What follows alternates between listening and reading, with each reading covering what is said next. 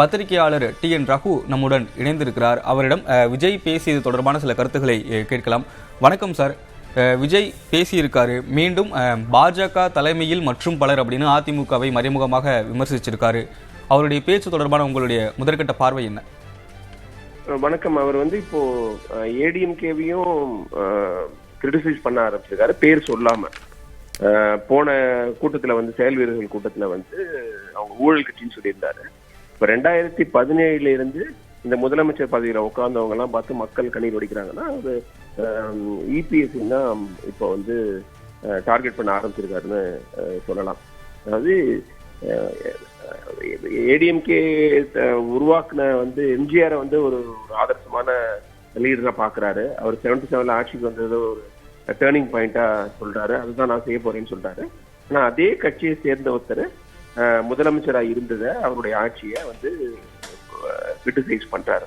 இப்ப ஏற்கனவே ஏடிஎம்கே அதுக்கு ரியாக்ட் பண்ணது பார்த்தோம் போன கூட்டத்தில் அவர் பேசுறதுக்கு. இப்ப இதுக்கும் ரியாக்ட் பண்ணுவாங்க அப்படின்னு நான் நினைக்கிறேன். ஏன்னா வேற வழி கிடையாது. இப்ப அவர் திரும்ப திரும்ப அதை பாயிண்ட் அவுட் பண்ணி பேசுறதுனால ஏடிஎம்கே ஆப்ஷனே கிடையாது. அவங்க ஆட்சிக்கு வரணும்னு நினைச்சிட்டு இருக்காங்க.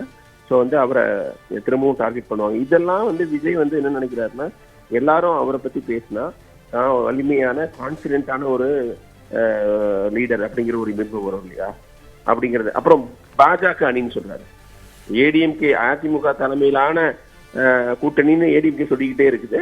ஆனா அதை பாஜக அணின்னு சொல்றது ஒரு பெரிய இன்சல்ட் தான் ஏடிஎம்கே. ஏன்னா இந்த தமிழ்நாட்டை பொறுத்த வரைக்கும் பாஜக சிறிய கட்சி தான். ஏடிஎம்கே தான் வலுவான கட்சி அப்படிங்கிறது எல்லாருக்கும் தெரியும். அதை போய் பாஜக அணின்னு சொல்றது நிச்சயமா அவங்களுக்கு ஒரு பெரிய இன்சல்ட் தான். அதுக்கெல்லாம் அவங்க ரியாக்ட் பண்ணி ஆகணும். ஆரம்பத்திலே பண்ணியிருந்தா இந்த சிக்கல் இருந்திருக்காது. லேட்டா அவர் டார்கெட் பண்றதுனால இப்ப இவங்களும் திடீர்னு எழுந்துக்கிட்டு பதில் சொல்ல வேண்டியிருக்கும். இல்ல, வலுவாக எதிர்ப்பாருங்கல்ல அதிமுக. ஏற்கனவே எடப்பாடி பழனிசாமி அவர்கள் உட்பட தவிக தலைவர் விஜயை விமர்சிக்க ஆரம்பிச்சுட்டாங்க. இன்னும் அதிமுக தரப்பினர் வலுவாக எதிர்ப்பாங்க. அதை எதிர்கொள்ற அளவிற்கு தவிக தயாராக இருக்கிறது அப்படின்னு இன்றைய பேச்சின் மூலமா எடுத்துக்கலாமா? இல்ல, அது ஒரு பொசிஷனிங் தானே. இப்ப நாங்க மட்டும்தான் செய்ய முடியும் திமுக எதிர்க்க முடியும், திமுக ஆட்சியை அகற்ற முடியும் திரும்ப திரும்ப சொல்லி இப்ப எந்த கட்சியும் சாராத மக்கள் மனசுல ஒரு நம்பிக்கை விதைக்க முயற்சி செய்யறாரு. நீங்க பாருங்க, தமிழ்நாட்டுல கட்சி சாராதவர்களுடைய வாக்கு தாங்க யார் ஆட்சிக்கு வரணும் வரக்கூடாதுன்னு முடிவு பண்ணுவோம். அந்த வாக்குகளை அவர் டார்கெட் பண்றாரு. அவர் திரும்ப திரும்ப அவருடைய கான்பிடன்ஸ் என்னன்னா, திமுக எதிர்ப்பு வாக்குகள் இன்னும் உயிர்ப்போட இருக்குது தமிழ்நாட்டுல. அதை நம்ம அறுவடை செய்யணும். ஏடிஎம்கே செய்ய முடியாது, பிஜேபியோட சேர்ந்தது அவங்களுக்கு இன்னொரு நெகட்டிவ். அதனால நம்ம இந்த ஸ்பேஸை பயன்படுத்திக்கணும்னு நினைக்கிறாரு. ஸோ அதுதான் அவருடைய டார்கெட்டா இருக்கு. இது வரைக்கும் ஏடிஎம்கே பத்தி பேசாம இருக்காரு.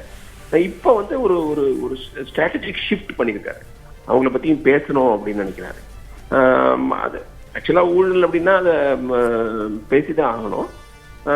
ஸோ அது அவங்க ஸ்ட்ராட்டஜி டீம்ல ஏதோ முடிவு பண்ணிருக்காங்க நினைக்கிறேன். நம்ம இப்ப பேசலாம், கூட்டணி கிட்ட சான்ஸே கிடையாது போது பேசலாம். ஆனால் அந்த கூட்டணி வரும்னு நினைச்சு இலவு காத்த கிளி மாதிரி காத்துக்கிட்டு இருந்த ஏடிஎம்கே கொஞ்சம் அவங்களுக்கு ஒரு எம்பாரசிங்கா இருக்கும்.